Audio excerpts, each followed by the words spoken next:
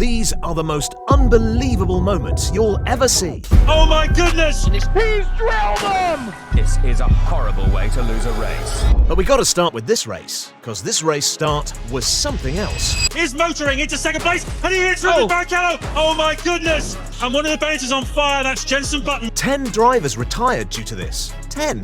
Don't worry, nobody was hurt. But these marshals had to worry whenever this driver got close to them, because when James Hunt had an incident with another driver, let's just say he wasn't too happy about it.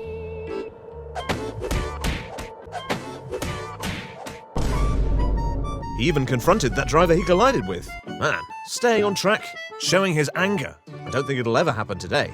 Later, you'll see how this driver created the most unbelievable moment in history. But first, you gotta see this. This driver faced the biggest disaster of his career, which was much more shocking than I expected. It all started when Nigel Mansell was fighting for the championship. Things were pretty tight, so much so that the championship fight went to the last race, the Australian Grand Prix, but Mansell got an advantage there. He took pole position in qualifying. So, on Sunday at the race start, all he had to do was maintain position, so that he and his fast Williams car could take care of the rest. But that didn't happen. Mansell went from first to fourth position by the end of lap 1. Rosberg in third position. Mansell is down to fourth position. Clearly a disastrous start, but he didn't give up. Somehow Mansell gained positions to P2, and the race leader was not so far away either. So Mansell still had a chance. He could still be the world champion. But guys, what happened next in that race changed everything. Even Mansell didn't see it coming. But let him get closer to the race leader first, and we'll get back to him. But now, you've got to see the most unbelievable driver in racing history, Ayrton Senna. I say again, Senna is a supreme tactician. This is one of the best who has ever done it in F1. Ayrton Senna has been unbelievable his entire career. He literally amazed everyone when he got his first win. Senna won that race by driving his team's Lotus so beautifully in the rain. The conditions got so bad that the race literally had to be stopped, as almost everybody crashed out. But Senna was one of the few who was still going strong and leading the race. But what's even more interesting was that this driver got the most unbelievable race win. Senna finished ahead of the second place Michele Alboreto by over a minute. If you're not much into racing, trust me, that was a big deal. But guys, that was still nothing, because what was even more unbelievable was what Ayrton Senna did in the Spanish Grand Prix. Senna was leading, obviously, in his Lotus, but unfortunately by the final lap, his tyres were pretty much worn out. Now the problem was that Nigel Mansell with his freshly shod tyres was bearing down on him. It was now the last lap, so Mansell gave everything. He got so close, it looked like he would definitely overtake and take the win. But guys, that didn't happen. Since Mansell was on fresher tyres, Senna was having limited options to defend, but somehow, he still did it. Senna kept Mansell behind, but at the end it was so close that when they both crossed the checkered flag, Wrong side, he goes one side, no he goes on the inside and then side by side over the line. Senna held on to the lead by just 14 thousandths of a second. 14 thousandths. This created one of the closest finishes in F1 history. But now let's go back to that Australia race and see what happened to Mansell. When Mansell went up from P4 to P2, his fight for the World Championship was still alive. But then, all of a sudden, disaster. Be prepared to move over. And look at that! That is Nigel Mansell. Mansell is out of the race. In just a second, all of his hard work gone. Man, racing is brutal. But nothing could have stopped the disaster that happened to this driver. Mika Hakkinen is famously known as one of the most underrated drivers in F1 history. But sometimes, this driver made big mistakes in his life. He crashed and retired in Imola. Hakkinen is David Coulthard is second, 13 seconds. Which almost cost him the championship. And then later in the year, he crashed and retired in Monza as well. He's out of the race. Both times he was leading the race, so 2 clear wins gone away. Maybe Italy's not his favourite place. Maybe. And even though what happened there was heartbreaking, and his fault, it doesn't even come close to what happened to him in Spain. And let me tell you, what happened in Spain wasn't his fault. Hakkinen was once again fighting for the win. And just like always, it was with none other than Michael Schumacher. Schumacher was leading, but Hakkinen was still close behind him. Also, Hakkinen needed this win. He hadn't won a race since last year.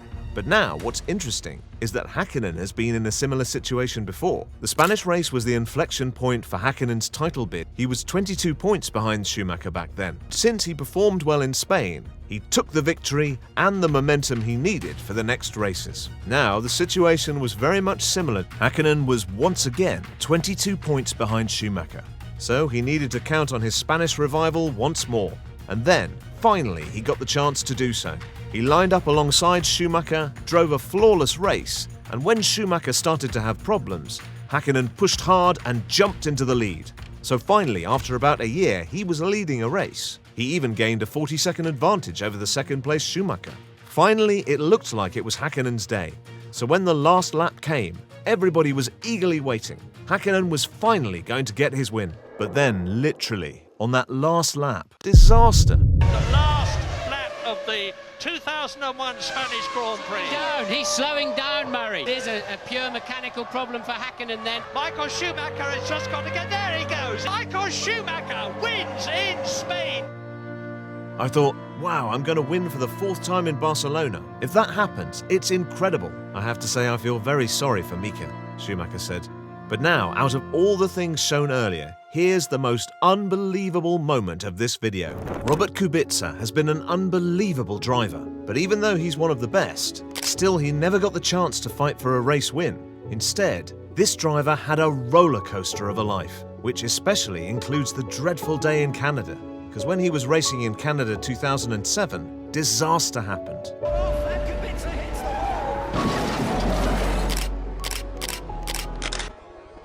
Don't worry, nobody was hurt, and interestingly, Robert Kubica's hunger to win was still there.